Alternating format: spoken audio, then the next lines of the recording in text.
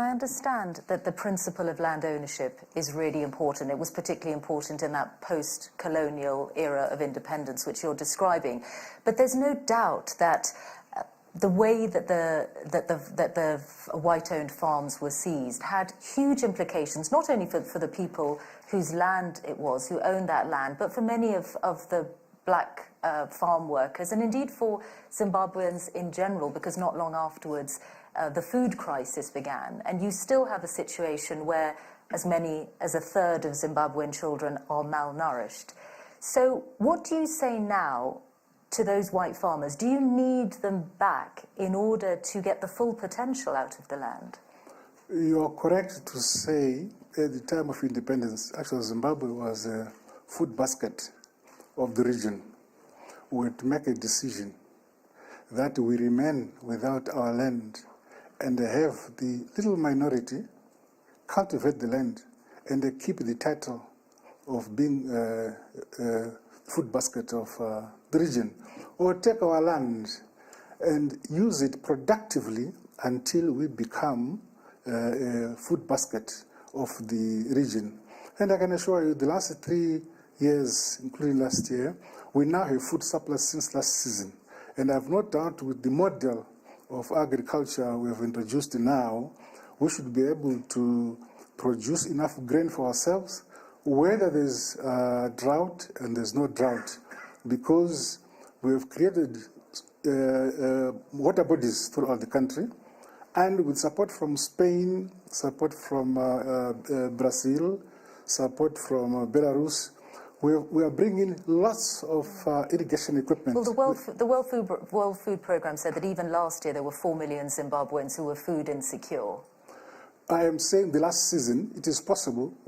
In fact, the last 2 decades we had food deficiency. So what is the position? Country. What is the position on the white farmers then? Because some have come back and some have been welcomed back.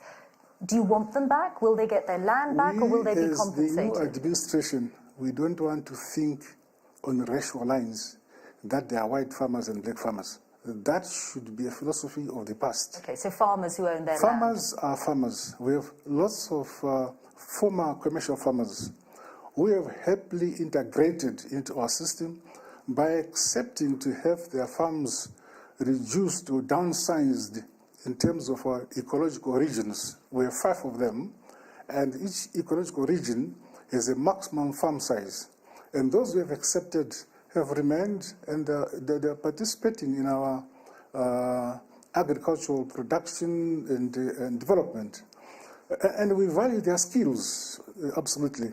But at the end of the day, even the African farmer must also be trained, must be supported, must be capacitated by government.